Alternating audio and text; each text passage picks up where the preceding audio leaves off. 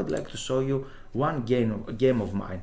I didn't start playing actually tournaments right now because I didn't find anything well here nice actually in Athens, and I guess from the next month, from November, I'm going to find some tournaments, 1 or 2 tournaments here on Athens, and I'll be happy to show you some of the games. But right now I played a blitz game, and it is interesting for some reasons. Here, first of all, I played with a player 2100 rating, blitz rating. It's not a beginner, it's approximately 90% above all players. He's a strong player, but he started with this move e4, and the previous months I had this question to me: why our opponent is giving us all the space, and how we're going to react actually, because we can gain a lot of space actually here. And when I'm playing some games, it turned out that this space didn't all of the times work correctly, especially with black. When you're taking a lot of space, taking space, it's a commitment. It's like to born a kid, to create a kid, to born a kid, right? Because you cannot really abandon the king, do something else. The kid, you need to feed it, you need to put milk, to give it milk, you see, to give some clothes. You need to invest a lot of time and energy there. It's something similar with the space. So if you just take space, I played that move, I'm going to explain why. If you just take space, then maybe it's not turning back. You need to protect your space, you need to keep the piece on the board and things like this. And why opponents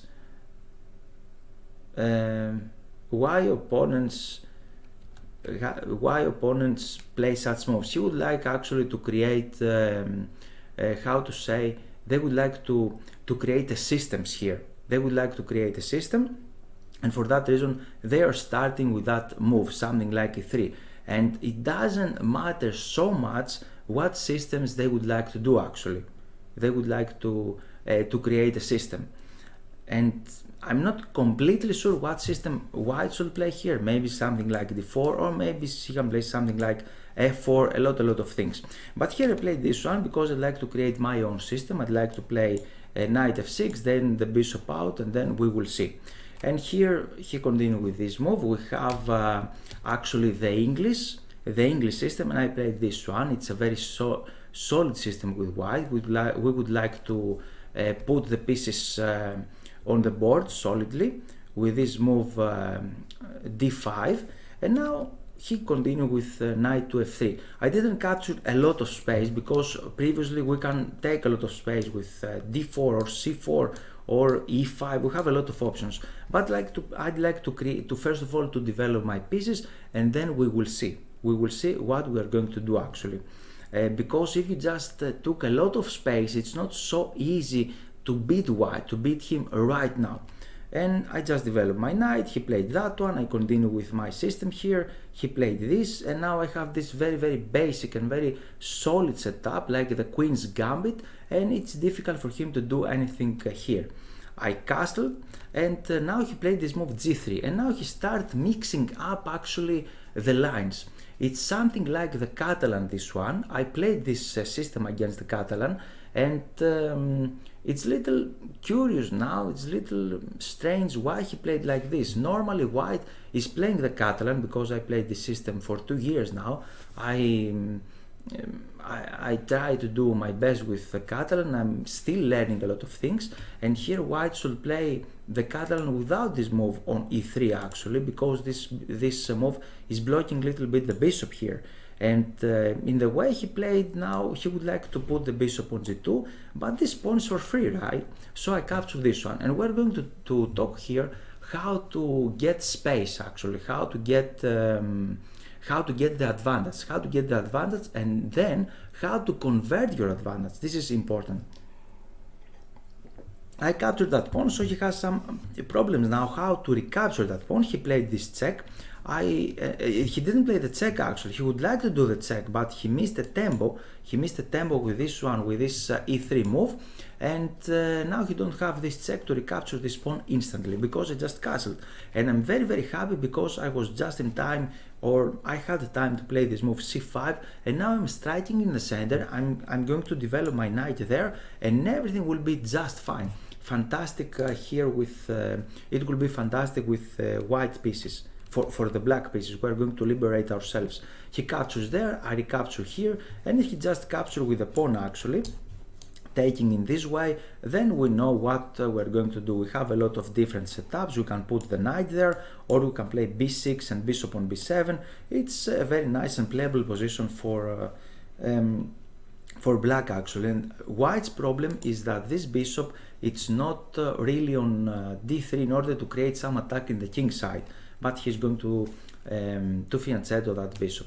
And now he just captured with this one, and because he chose some strange lines in the opening, he didn't attack black's position. Now he has some problems, and black is getting the advantage actually here. What is the problem? The problem is that he's behind in development. His bishop is blocked here. He cannot really develop the bishop outside of this pawn change, and maybe the queen could be a target later. So we have that move, this fantastic liberating move, and if black manages to do this one in the Catalan, then he's going to equalize the game. Now we're attacking the knight, he played that one, and I was I played fast, I can say here. Maybe I relaxed a little bit and I didn't play I played the best move, but or one of the best moves, but I didn't calculate it correctly. I played this one, attacking the queen, and I wasn't sure what will happen after that move, queen to b5 actually, what we're going to do here with queen on b5. So it was better to put the knight here on c6, and then we will see, then we can attack the queen or do other things. And the lines goes like this. He went back because he would like to exchange queens, and he has a lot of problems. He played this one in order to exchange queens, but I don't like either that move. And the funny line is here, the initiative. Let's talk about the initiative right now. The initiative is when you can create threats actually, when you can create threats. And here white can create, white is threatening to capture material, but black can create a lot of threats. White is investing some time in order to capture material, but you will have a big problems. For example, we can develop the knight, and after this move, now we have a very, very strong move, knight on b4, as you can see. I have the computer open and you can see a lot of suggestions here, and the idea is that he just captured a pawn, and now we're threatening a double threat on c2 actually, and it is extremely difficult for him to parry that one, to cover that square. He can take another pawn as computer suggests, but he has a lot of problems, and here black is completely winning. So he played that one, I just developed my pieces, and after this I played here bishop on b4 because you see, we just liberate our pieces, we gain the small advantage, and now we would like to convert this advantage, this positional advantage, into material advantage. How to do it? We need to create some tactics actually here. How to create some tactics? We can see some very basic tactic that we can take, and after this he can recapture with the bishop, and after that we have the double attack. But we cannot really do this one because the bishop from d3, let's say, I cannot really move the bishop. The bishop from d3 can capture that pawn, and the knight is helping. So I played this move bishop on b4, try to capture the knight, and after that perform this double threat with the move e4. Now he just castled, a very bad mistake actually, because I captured there, he recaptures, and after all of these takes I just played e4. His idea was to capture on f6, and I speak to you again or previously about this, that the tactics will not work if you don't have good position. And now you can see I just captured that one. I'm threatening his bishop, he went back, and the problem is that pin actually.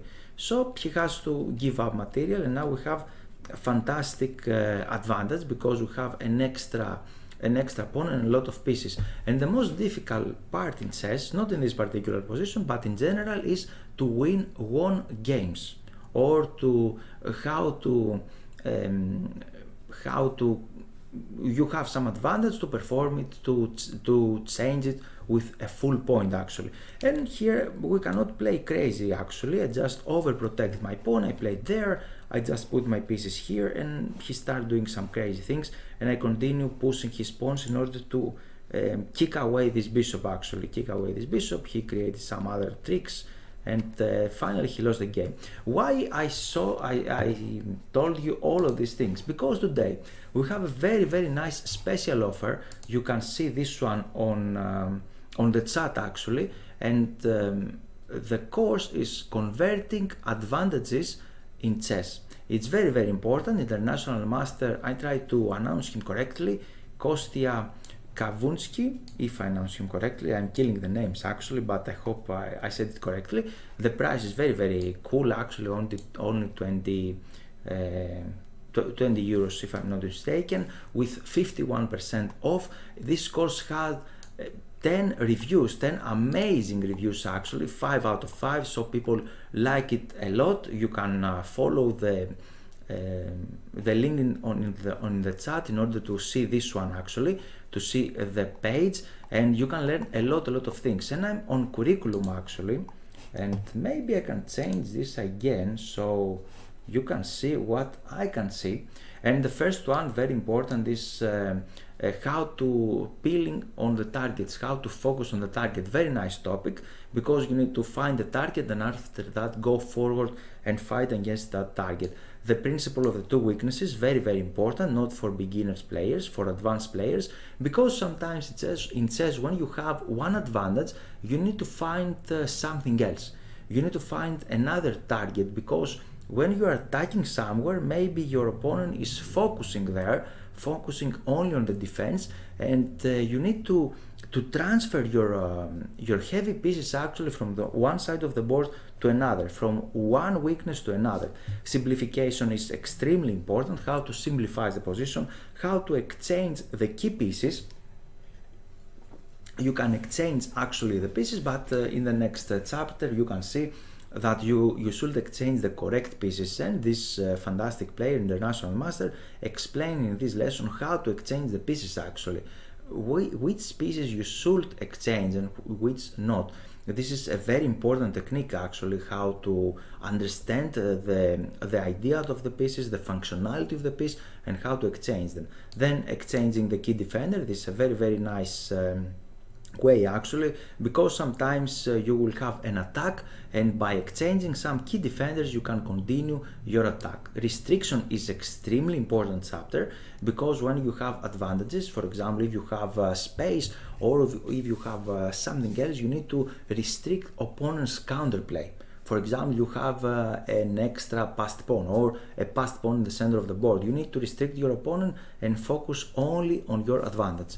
The opposite color bishop, many players believe that this is equal, but actually it's not equal, especially when we are in the middle of the board, in the middle game actually. Opposite color bishops give you the way to attack, because it will be like that you have an extra piece.